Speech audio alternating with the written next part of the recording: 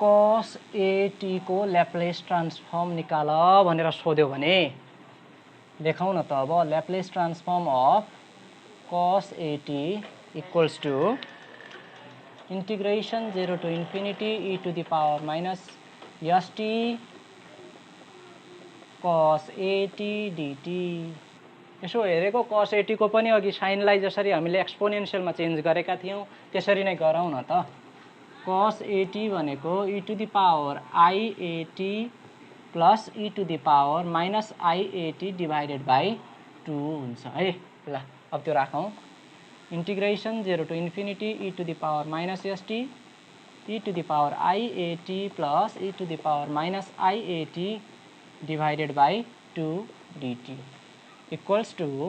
1/2 बाहिर आउँछ 0 to infinity यो दुईटालाई मल्टिप्लाई गर्दा e to the power minus st plus iAT plus e to the power minus st minus iAT dt equals to 1/2 integration 0 to infinity e to the power minus t common आउँदा s minus ia plus minus t common आउँदा s plus ia अनि यहाँ dt। ल 1/2 integration 0 to infinity अब यसलाई integrate गर्दियौ न त किन यो लेखिरहनु पर्यो र परेन into e to the power minus t into s minus ia upon minus s minus ia t को कोएफिशिएन्ट जे छ त्यो यहाँ लेख्नु पर्छ क्या त। ल एक्सपोनेन्शियल को इंटीग्रेशन में plus e to the power minus t into s plus ia upon minus into s plus ia limit चाहिँ 0 देखि इन्फिनिटी सम्म हुन्छ। अब t को ठाउँमा इन्फाइनाइट राखौं माइनस t को ठाउँमा 0 राखेर सल्भ गरौं is equals to 1/2 into t को ठाउँमा इन्फिनिटी राख्ने बित्तिकै त e to the power minus infinity त्यो भनेको 0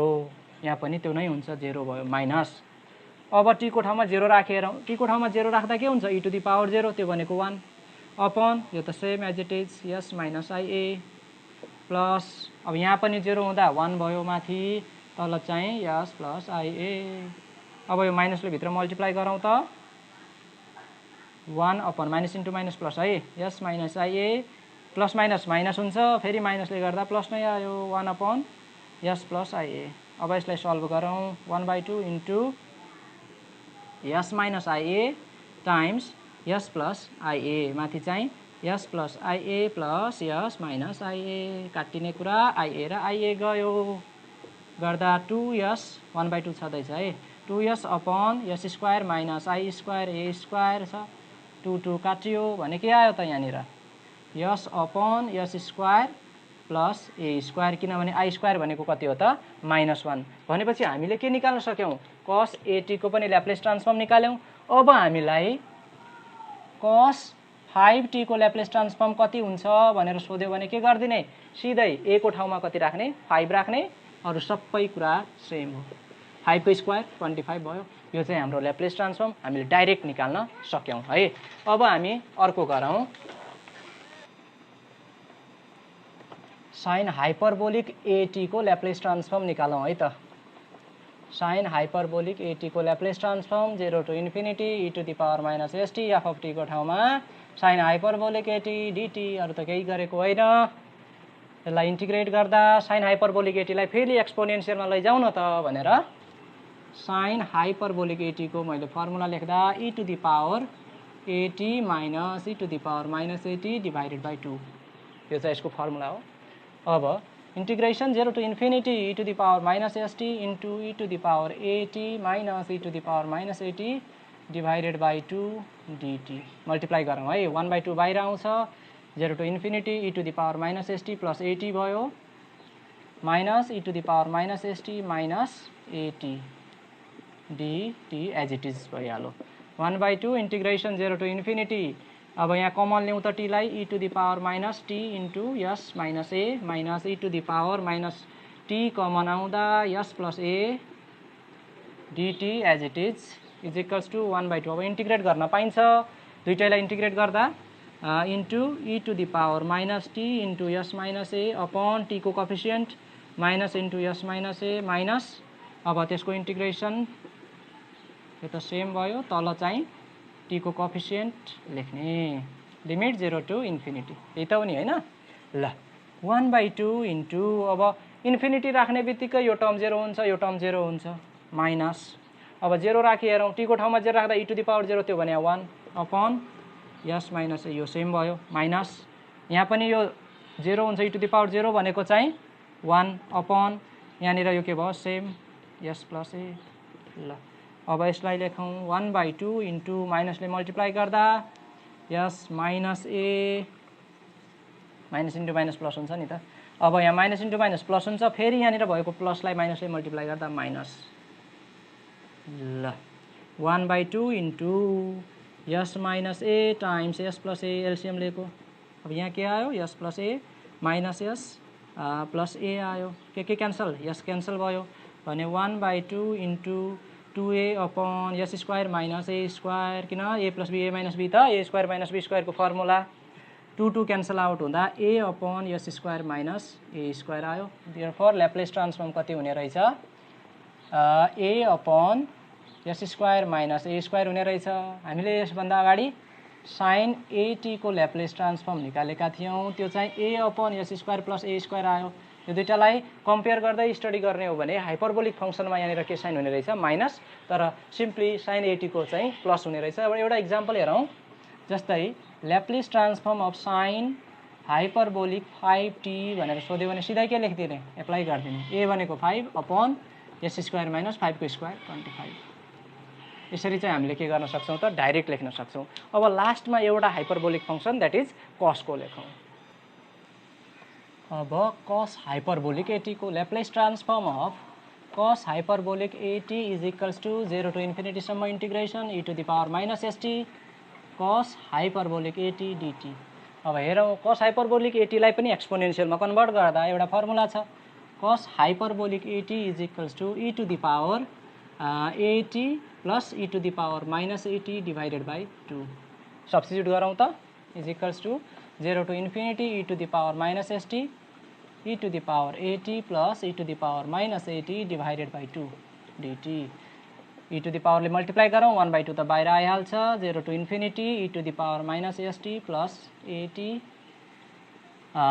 plus e to the power minus st minus at dt as it is 1/2 integration 0 to infinity. यसलाई चाहिँ हामीले e to the power minus t into s minus a लेख्न पाइहाल्छ, e to the power minus t common आउँदा s plus a भयो dt is equals to 1/2 integration गरौँ न त अब होइन। यसको integration e to the power minus yes minus a times t divided by t को कोफिसिएन्ट द्याट इज यो प्लस, अब यसको e to the power minus into s plus a divided by minus into s plus a, limit 0 to infinity हो, is equals to 1/2 into, अब यहाँ T राख्ने बित्तिकै T को ठाउँमा इन्फिनिटी राख्दा त यो टर्म 0 यो टर्म पनि 0 माइनस, अब 0 राख्ने बित्तिकै यो टर्म माथिको term 1 denominator same plus plus यहाँ पनि न्युमिरेटर 1 तल चाहिँ डिनोमिनेटर सेम। अब यसलाई हामी के गरौँ, माइनसले मल्टिप्लाई गरौँ, त्यो गर्दाखेरि माइनस इन्टु माइनस प्लस हुन्छ भनेपछि यो भयो, प्लस र माइनस यहाँ माइनस हुन्छ, माइनस इन्टु माइनस के हुन्छ plus 1 upon s plus a is equals to 1/2 into 1 upon s minus a into s plus a भयो। अब माथि चाहिँ के आउने भयो, s plus a plus s minus a आउने भयो, a cancel out is equals to 1/2 into 2 s divided by s square minus a square, 2 cancel out, कति आयो त s upon s square minus a square. भनेपछि Laplace transform of cos hyperbolic at के हुने रहेछ, s upon s square minus a square. अब example cos hyperbolic 5t को के हुने रहेछ त, s upon s square minus 25 हुने रहेछ। अब हामीले आजको यस लेक्चरमा इलिमेन्ट्री फंक्सनहरूको ल्याप्लेस ट्रान्सफर्म निकाल्यौँ। अब यी फंक्सनहरूको यो जुन फर्मुलाहरू आयो त्यो फर्मुला चाहिँ हाम्रो माइन्डमा चाहिँ पुरै सेट गर्नुपर्ने हुन्छ, एकचोटि त्यो फर्मुलाहरू मात्रै लेखौँ है त। यहाँ चाहिँ इलिमेन्ट्री फंक्सन लेखौँ, अनि यहाँ चाहिँ त्यसको Laplace transform of f of t, यसलाई एफ अफ एस पनि भनिन्छ। ल जस्तै 1 मा के को के गरेका थियौँ, दोस्रोमा हामीले टी को पावर n, 3 मा e to the power at, 4 मा साइन एटी, अनि 5 मा कस एटी, 6 मा चाहिँ साइन हाइपरबोलिक 87 मा कस हाइपरबोलिक 80। अब के को चाहिँ के भएको थियो त के बाई यस। त्यसै गरी t to the power n को दुईटा भएको थियो, एउटा त gamma n plus 1 by s to the power n plus 1, अर्को चाहिँ n factorial divided by s to the power n plus 1। अनि त्यसै गरी हामीले e to the power at को के गरेका थियौँ 1 अपन एस माइनस ए, यसको साइन एटी को चाहिँ Laplace transform a upon s square plus a square, त्यसै गरी कस एटी को s upon s square plus a square, sine hyperbolic eighty को अरू सेम तर यहाँनिर माइनस भनेका थियौँ s square minus a square, कसको पनि सिमिलरली यसमा माइनस थपिदिने यहाँ बिचमा s upon s square minus a square. यी मेन फर्मुलाहरू हुन्, यी सबैका हामीले इक्जाम्पलहरू पनि हेऱ्यौँ, कसरी युज गर्ने पनि सिक्यौँ। अब हामीले चाहिँ यी फर्मुला दिमागमा छाप्न बाँकी छ, त्यो चाहिँ छापौँ, प्र्याक्टिस गर्दै जाँदा छापिँदै जान्छ। अनि हामीले अरू के फर्मुलाहरू युज गऱ्यौँ त त्यो पनि हेरौँ। हामीले साइन एटी को युज गऱ्यौँ e to the power iat minus e to the power minus iat divided by 2i। Similarly cos at को चाहिँ e to the power iat plus e to the power minus iat divided by 2, sine hyperbolic eighty को e to the power at minus e to the power minus eighty divided by 2, अनि cos hyperbolic eighty को e to the power eighty plus e to the power minus eighty divided by 2। त्यसै गरी हामीले अरू के use गऱ्यौँ integration e to the power minus x 0 to infinity है gamma फङ्सनको minus x to the power n plus 1 minus 1 dx भयो भने के हुने रहेछ गामा एन प्लस 1, अनि गामा एन प्लस 1 भनेको एन फ्याक्टोरियल पनि हुने रहेछ, गामा एन प्लस 1 भनेको एन गामा एन पनि हुने रहेछ, गामा 1/2 भनेको रुट ओभर पाई पनि हुने रहेछ भनेर हामीले यी सबै कुराहरू चाहिँ युज गर्नुपर्छ, दिमागमा छाप्नै पर्छ, यो नछापिकन हुँदैन है। अनि अर्को मेन हामीले यो पनि युज गर्दै आएका हौँ e to the power minus infinity 0 हुन्छ भनेर। यी फर्मुलाहरू तपाईँहरूले याद गरिदिनु भयो भने अब आउने लेक्चरहरू एकदमै सजिलो हुन्छ, डाइरेक्ट हामी यो युज गर्छौँ, हामीले डेराइभ गरेर यो लेखिरहनु पर्ने आवश्यकता छैन। I hope you understand this. आजलाई हामी यति नै गरौँ। अब नेक्स्ट लेक्चरमा हामी केही प्रब्लमहरूका साथमा आउँला, केही नयाँ प्रोपर्टीहरू आउलान् ल्याप्लेस ट्रान्सफर्मको, जसले हाम्रो इन्टिग्रेसनलाई के गर्दै जान्छ सहज गर्दै जान्छ, सजिलो हुँदै जान्छ, कन्सेप्ट बस्दै जान्छ। हस्त नमस्कार, धन्यवाद।